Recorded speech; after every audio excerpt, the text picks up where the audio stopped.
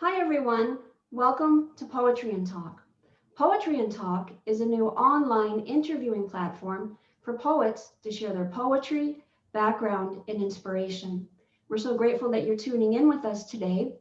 We have a new guest poet to introduce you to. We hope you'll stay connected with us on social media, on our Poetry and Talk Facebook page, and on our YouTube channel. If you haven't checked out any of our videos, or if you've only checked out one or two, we hope that you'll check some of them out and enjoy them and be inspired by them. On our YouTube channel, we have several different categories, so you can jump to areas that you're interested in. Some of the categories on our YouTube channel include poetry and healing, poetry and the creative process, poetry and current affairs, and some others. So again, thank you so much for watching today.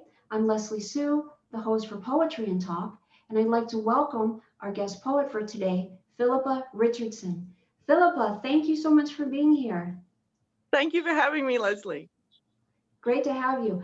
All right, well, we're ready to go and excited to find out all about your poetry and your poetic journey. So if you'd like to do the honors and open up the show with a poem, that would be great, Philippa. Certainly. Hi, my name is Philippa Sue Richardson. I'm from Melbourne, Australia. It's currently 6 a.m. I'd like to read a poem I wrote in my 20s whilst living in Tasmania. At the time, I was failing at university. I was frustrated, depressed, anxious, and apprehensive.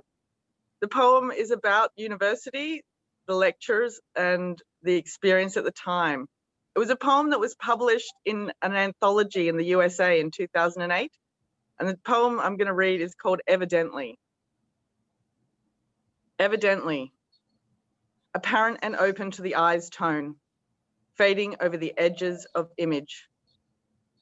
Values fall to the frozen dozen, keeping solitude, witnessing silence. Martyrs mixing on the amateur's plate. Aiding memories with sun on the sea, incessantly dropping in stride. Trusting the straightened arrow, tightening the beauty upon your palm, frightening the awoken arboreal truth. Definitive composure when anarchy moves, forgetting acquisitions keenly implying, denying the righteous and the empirically told, when ears are in value of reforming calls. Xanon grounding beneath the yielding face. So that poem was actually written and won editor's choice for an anthology in 2008. It was one of the first poems I wrote entering an international book publication, and it sparked deeply an interest in crafting poetry, working on the craft of writing poems. Previously, I had written a few other short poems and had them published locally in Tasmania whilst living in Tasmania. But that was my first international submission in 2008. So a little bit about me. I've lived in Australia all my life. Recently, last year, I completed a doctorate in metaphysical sciences. I'm now a yoga teacher, workshop facilitator, crystal and sound healing practitioner, chakra dance facilitator, and author. I first studied poetry during my high school years, and I turned to poetry in my time of need. I find writing therapeutic and highly fulfilling and meaningful to me. So during my 20s, I experienced mental health issues, some pretty severe mental health issues. I turned to writing for comfort, expression, and a sense of accomplishment. I found crafting a poem to be fulfilling and meaningful to me. During my time in Tasmania, I was published in the small local community publications, and I wrote the poems to feel included and a sense of achievement. Recently, some of the other publications I've written for and been published in include the National Amateur Poetry Competition. That was in 2020. I received a lovely publication folder stating that I was a published amateur poet was beautiful. The poem I wrote was misled, misconstrued, convoluted, and deluded. And that was published in the Upon Arrival Solitude book. Previous to that, I've written hundreds of poems online for poetry.hubgarden.com. I was also chief editor for that site. So I wrote hundreds of poems on that site over 5 years. Some of the topics that I wrote about include social issues and society, health and well-being, fitness and the gym, personal growth and development, emotional writing, spirituality, metaphysics, politics and religion. So another publication that I've been in is the Top 100 Poems in 2014. I wrote a poem called Walk Another Day, and that was chosen for publication. I was very proud of that achievement as well. It's another highlight of my journey. Previously, I started out writing poetry for poetry.com and online sites, poetry sites. I spent a lot of my spare time writing poems for the online websites. I was motivated by the awards that they were offering, the incentives, like achieve this, write a certain amount of poems, get an award, get a status change, and that really motivated me to continue. Writing poetry comes from a love of language for me. It's expression, it's a form of art and creativity. I drew a lot of inspiration from my studies at university.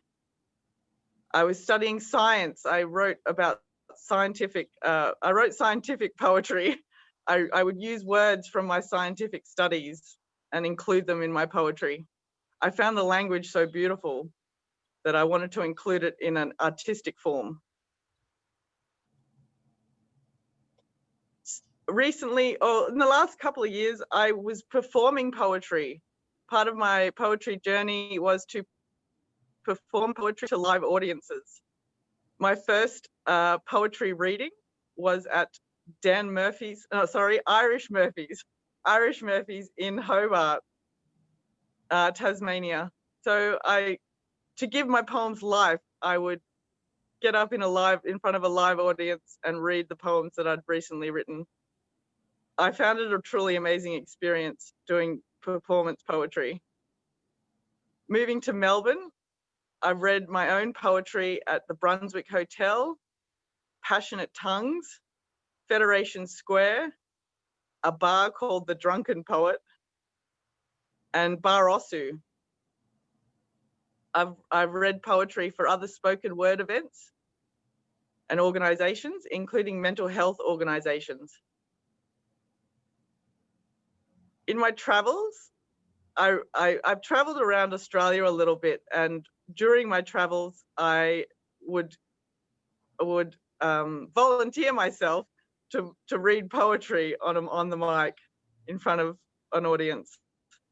And one of the experiences I had was in Adelaide. I was there to work in a bar at a music festival, and I was staying at a youth hostel, and next door was a bar. They had live music there. I volunteered and asked, can I get on the mic? Can I read my poems? And they let me, and that was in Adelaide. I can't remember which year though. I've also read in bookshops and cafes in Perth, and also at a cafe bar in Glebe in Sydney. Another highlight of my poetry career has been winning Best Community Poet and Best Community Author. And that ceremony or that event was aired on Channel 31 here in Australia, which is a community TV channel. And that was a real highlight. That was 2019. It was a fantastic, I've never been on TV before, so that was a really big highlight for me.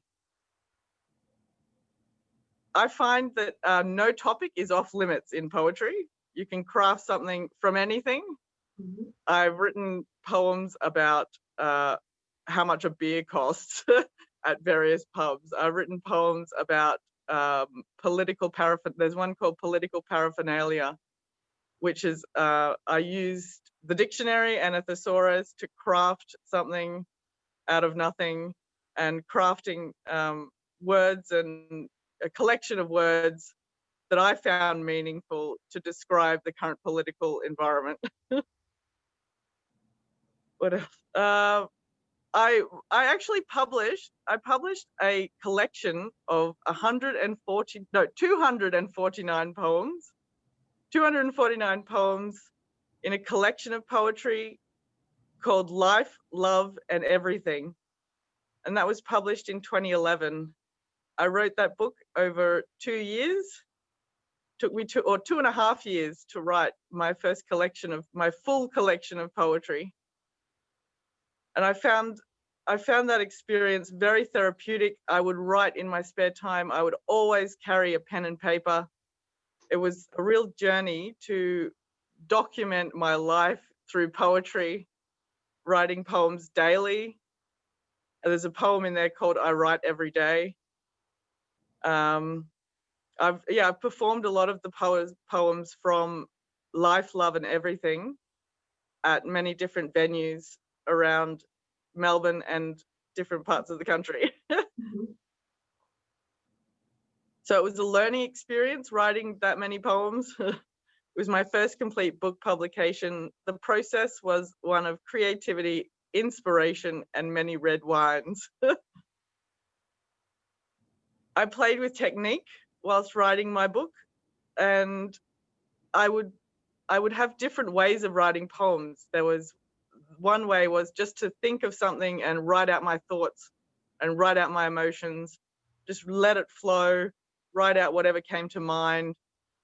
And that was a common method for me to use. But I also would write ideas and then research and use a thesaurus, use a dictionary, use mainly a thesaurus to find more creative ways of expressing thoughts and ideas. It was a journey of exploration. So I really delved into my mind and explored parts of me that I wouldn't normally be aware of, trying to express the complexity of human thought and express the complexity of my thoughts. I also have 5 other book publications, all under my legal name, Philippa Sue Richardson, which are all available from Amazon. What else? Well, I have to tell you, Philippa, you really covered a lot of territory, and I'm just so enjoying you sharing your poetic journey with us. I'm going to leave it up to you. I do have some questions as we continue on, but what area would you like to highlight and sort of discuss a little bit? Not sure. Anything that you like. Well, okay. When you first started poetry, it sounds like it was more out of, like you said, it was like you were in your 20s. Yes. And you're kind of frustrated and experiencing, as you said, like some mental health things. And it was a way for you not only to be creative, but it was a way for you that was therapeutic. And it was a way for you to kind of get into your feelings and then provided a kind of like a healing pool for you, so to speak. Absolutely. Right. Okay. So that kind of started the wheels going. And then you've had a lot of different publications and been noted for your poetry as time went on in a lot of different areas.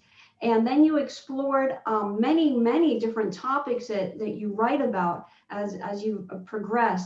And it seems like you've intertwined also your other interests. You seem to kind of have this, Yes. very large, comprehensive view of yourself and life and how it, intertwines with your poetry. You mentioned some different spiritual things with yoga, metaphysics, with science, and you write anywhere from serious topics that are political or some challenging things that you went through, and also very light things like, like the cost of a beer. So you kind of have this whimsical, lighthearted Philippa side, but then you also kind of vacillate a little bit to, if there's a social condition or something else going on that you feel Absolutely. merits being. Yeah, I mean, some of the topics that I wrote about in the book, Life, Love and Everything, I very much swayed from very lighthearted topics. I wrote 3 poems about my pink sunnies, 3 poems about expressing how much I love my pink sunnies and how great they are. And then there's like, I'm mentally ill, I have mental health issues, I'm seeing my doctor, and I wrote poems about my mental condition. And I mean, the poetry expression, or the use of poetry for expression can range so greatly that I mean, it's so, there's the freedom of poetry. Like, writing poetry can give you so much, or has so much freedom to it, that you can write about anything. I've written poems that are 3 lines long. I've written poems that are like 300 lines long. It's just, the creative freedom of poetry is so beautiful and fantastic and fabulous, and I love it. And yeah. Yes, yes, and I can feel your exhilaration as you're speaking about it. Maybe, Philippa, we could tap into a little bit about inspiration and your creative process. You did touch upon that before, but maybe we could go into that a little bit more. When you get your inspiration, I just want to backtrack a little bit, because your sense of freedom and being free is very evident, and how you're speaking, and how you kind of embrace poetry and life from so many different angles and so many different aspects.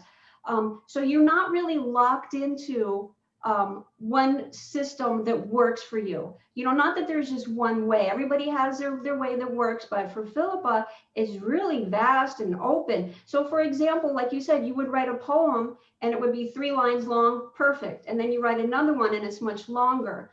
So talk to us a little bit about the actual process when Philippa is actually writing. Is there a certain inner knowingness, a sense of completion, a sense of kind of communing with your inner self?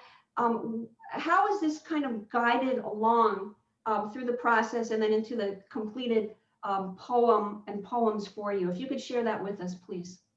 It does vary as well. So when inspiration strikes, a pen must write. I write it down. Like, for a while in my 20s, I would find inspiration everywhere, and I would always carry a notebook and pen. So I would always be taking notes. I once wrote a poem called "I Just Imagined," and that was completely about my imagination. And the process for that poem was just writing down literally my thoughts and the bizarre things that I was imagining at the time. So that was one method and technique that I used, was just write down what my imagination was up to.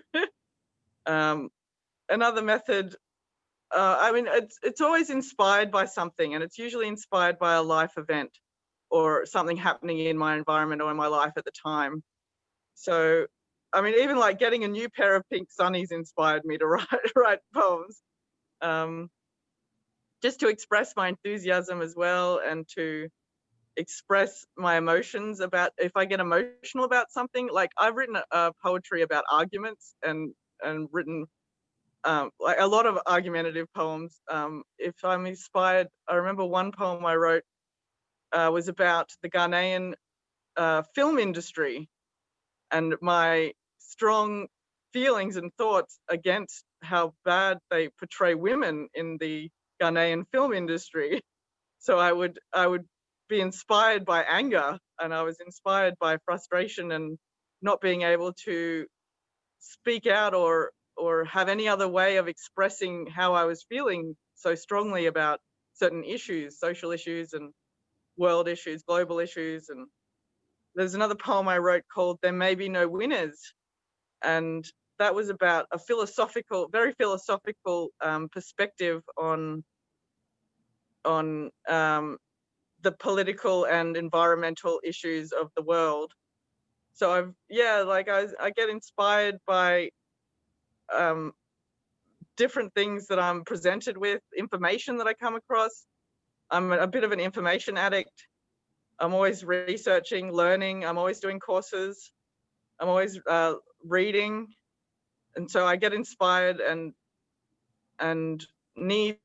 feel the need to create something that can capture what I'm thinking about and how to respond to something as well. Mhm. I hope Now, that answers the question. yes, yes. Philippa, the process when you're actually writing, does it come out kind of effortless? Like you are writing sometimes about some things that you felt a little bit of anger about, that you were upset about, and then sometimes things that had this whole other feeling to them, kind of running the whole scope of feelings. And so in the actual writing, does it come out like pretty smoothly? Does it come out differently? Sometimes it's very smooth. Like sometimes the words flow. I can sit there and write like 5 pages, and I'll edit it and I'll reduce it and I'll try and get to the core of what I was trying to express. Other times I'll just leave it as a free-flowing thought.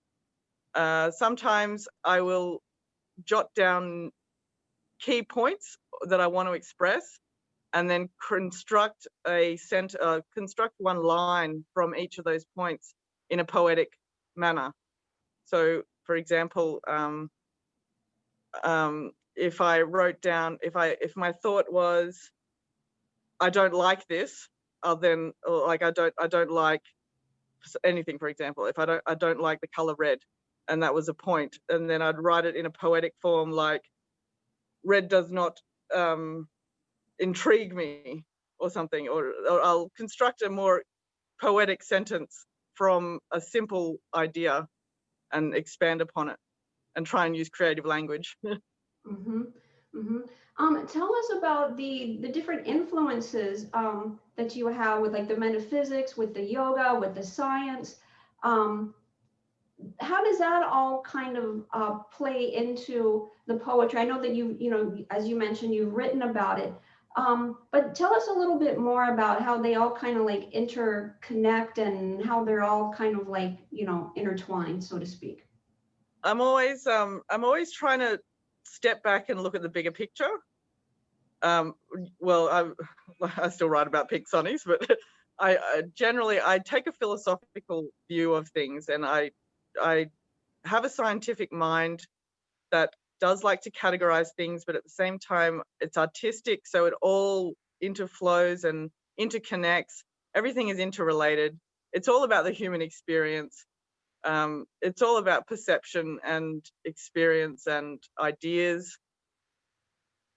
They're just different parts of the whole. So it all comes together in different ways. It can come across as nonsensical at times, because my mind does jump from one idea to the next, and it does go straight from one subject into another subject, and sometimes it can clash and be like, what is she talking about? Or what is she writing about? But I generally try and construct a poem that is based in one category or realm, in one realm, and trying to stick to one train of thought within the structured construct. Right, right. So it's really like with your powers of focus, and you really embrace like a linear and yet a non-linear, and then you just kind of like let it out, see how it's going to happen. But that focus kind of gives it that solidity and that kind of like foundation of what you're actually writing about. I mean, I've written so many nonsensical rhyming pieces in particular. I went through a phase where rhyming was just on my mind all the time. I was constructing sentences in my mind that would rhyme, and a lot of them were nonsensical, and I just had to write them down. They may not have made sense to me. Maybe they made sense to someone else. Who knows? But I would just write them down just to get them out of my mind, as a process of like release and creative expression, and just a way of letting it go, and just trying to sort out exactly what it was about as well. I'd analyze my own poems. You have a great sense of curiosity, and I love how you don't judge anything. Like you were like, okay, I had these nonsensical things, I'm going to express them for release and for creativity. And you didn't have to, in this case, you know, you didn't have to put it in a box, you didn't have to label it, you didn't have to say it was good, it was bad. You just kind of recognized within yourself, hey, I want to express this. It doesn't matter if it makes sense or doesn't make sense on some level, because who cares? I'm just going to do it anyway. So I think that's, you know, really wonderful and, you know, fascinating that you honor that part of yourself. You don't, in other words, you don't push it away. You say, this makes no sense. Okay, therefore, you know, I'm just going to dish it. I'm going to go on to another subject. So I think that, you know, merits, you know, to be noticed. Thank you. I'm curious also, Philippa, how your environment influenced you. If you could share a little bit about that, and then how it maybe has you know, been applied into your poetry and just your whole kind of makeup as well, please. Sure. So I grew up in Western Sydney, and a part of Sydney that was less developed, a few paddocks and things. I grew up, for the first 20 years, I was in Western Sydney, and that's where I did my high schooling and my schooling and most of that. And that's when I first came across poetry in high school. So I discovered the art of poetry. We were like forced in school to technically analyze poems and learn the technicalities of writing poetry. So that introduced me, but that was like an experience that forced me to explore those ideas, and it was nothing compared to being able to write my own sort of poetry.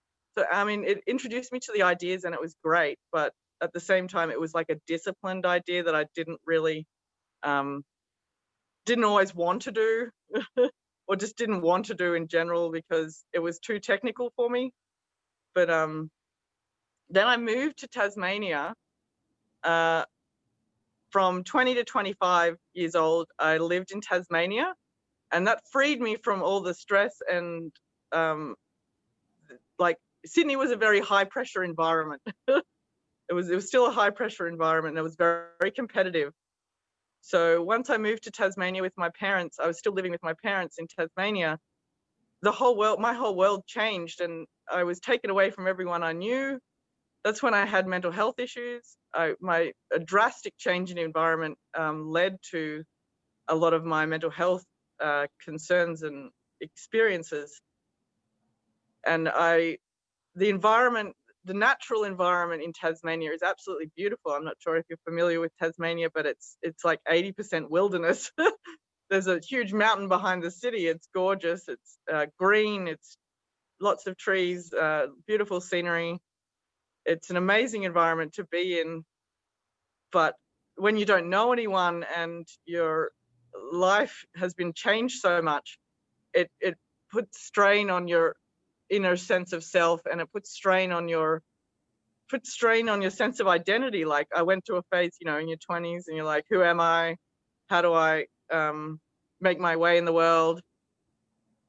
The change in environment really affected me and impacted me.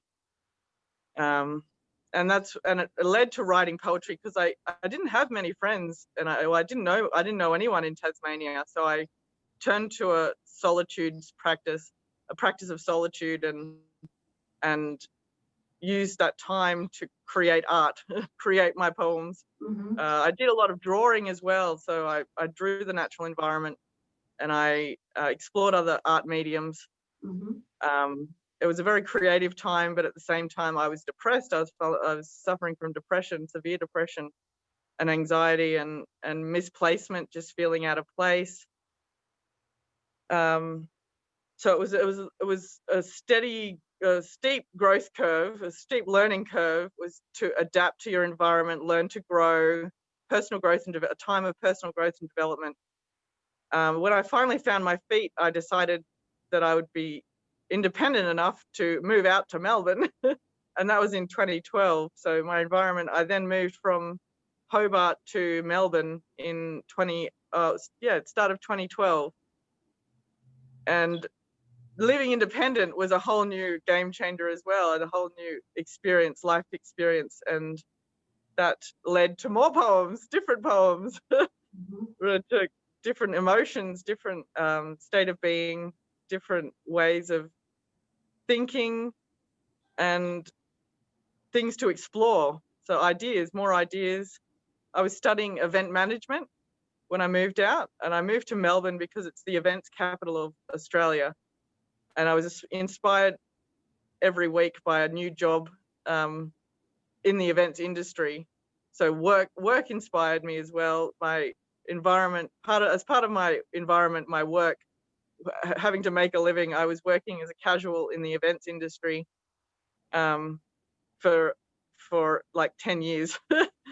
And like I started my events journey in Sydney, and I continued a little bit through Tasmania, and then it really flourished in Melbourne. I actually wrote a book called The Real Events Industry, which doesn't have poems in it, but it's another publication and another writing journey. But yeah, my environment has always definitely had a great impact on my writing and exploring ideas, the way I was feeling, the things I was exposed to, the things that I was thinking about, just the thoughts and ideas that I had. I wrote several poems on like event management and business, creating an event business, just like even businesses in my poetry. Thank you so much for sharing that, Philippa, and getting a little bit of a feel for some other influences and some other things you experienced, and then how they related into your poetry.